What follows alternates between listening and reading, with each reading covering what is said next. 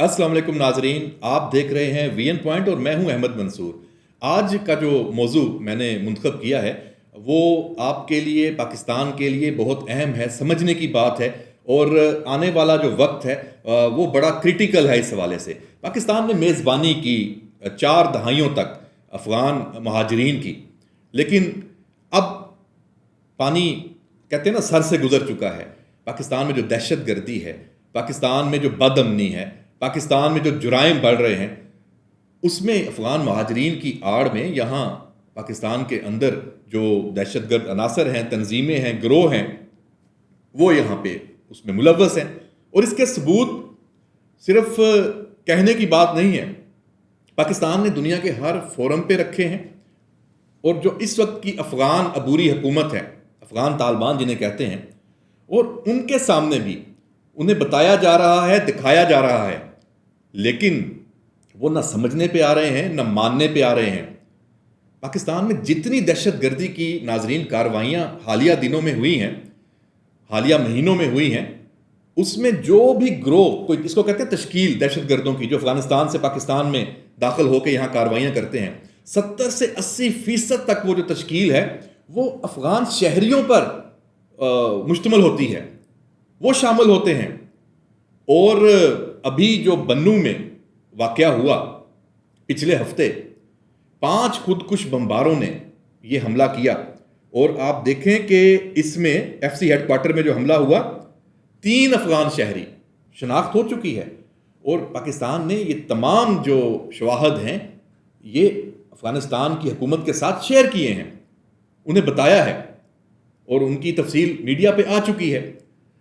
अब इसका दूसरा रुख कि पाकिस्तान ने फैसला कर लिया, रियासत ने फैसला कर लिया कि जो मर्जी हो जाए, अफगान महाजरीन जो पाकिस्तान में मौजूद हैं, पहले फेजेस मुकम्मल हो चुके हैं, जो गैर कानूनी है वो तो जा ही रहे थे। अब जिनके पास वो पीओआर कार्ड है वो भी अब उनको भेजा जा रहा है, और बड़े एहतराम के साथ कि भाई आपका अपना मुल्क, जब आप कहते हैं कि वहां पे हुकूमत तश्कील पा चुकी है आपकी अपनी मर्जी की, आपकी अपनी मंशा की, तो जाएं अपने मुल्क की आबियारी करें, उसको खुशहाल बनाने के लिए अपना तन मन धन लगाएं, जिसके लिए आपने कुर्बानियां दी थी, आप मुहाजिर बने थे। तो यही तो वक्त है कि आप अपने मुल्क में जाएं और उसकी तामीर तरक्की में हिस्सा लें।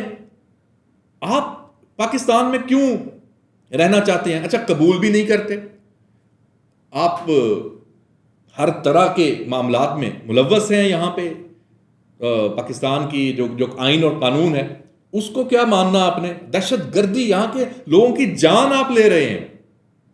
तो इसके बगैर अब चारा नहीं है। ये जो फेज अब शुरू है, इसमें बड़ी कोशिशें हो रही हैं, अफगान तालिबान बड़ा दबाव डाल रहे हैं और मुख्तलिफ हीले बहाने और सारे, लेकिन पाकिस्तान की रियासत इस पर अब बिल्कुल नहीं मान रही। ये अमल मुकम्मल होगा, इसमें कत्तन कोई गुंजाइश नहीं है। और इनका पीछा पाकिस्तान की इंटेलिजेंस एजेंसियां, पाकिस्तान की अफवाज कुर्बानियां दे के, शहादतें दे के, इन दहशत गर्दों का, इन ख्वारिज का वो करती रहेंगी और कर रही हैं।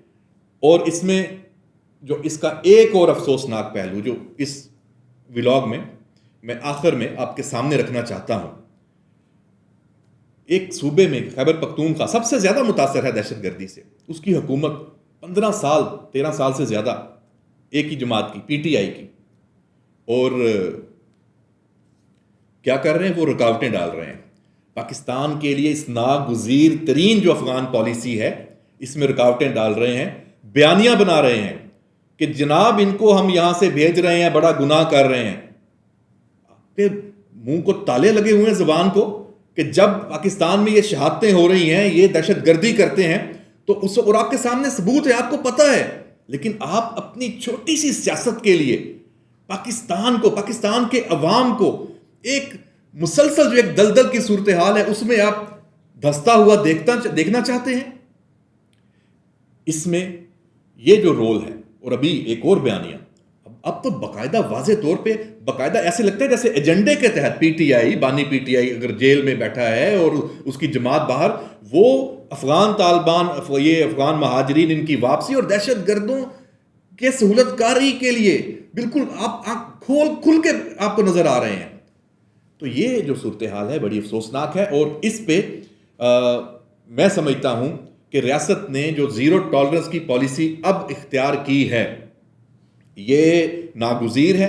जब ये तमाम यहाँ से चले जाएंगे, उसके बाद फिर बॉर्डर मैनेजमेंट है। आप वीज़ा लेके आए पाकिस्तान, जैसे बाकी मुल्कों में जाते हैं। आपका अपना मुल्क है, हमारा अपना मुल्क है। हम भी अगर काबुल जाते हैं तो वीज़ा लेके जाएं, आने जाने में कोई रुकावट नहीं है। इवन आप यहाँ आके कारोबार भी करें, दोनों मुल्कों के दरमियान ट्रेड भी होनी चाहिए। पाकिस्तान की तरफ से आपने देखा होगा, नायब वज़ीर आज़म इसहाक डार विजिट करते हैं अफगानिस्तान का। हमारे जो कौमी सलामती के मशीर हैं वो अफगानिस्तान उनके साथ राब्ते में है।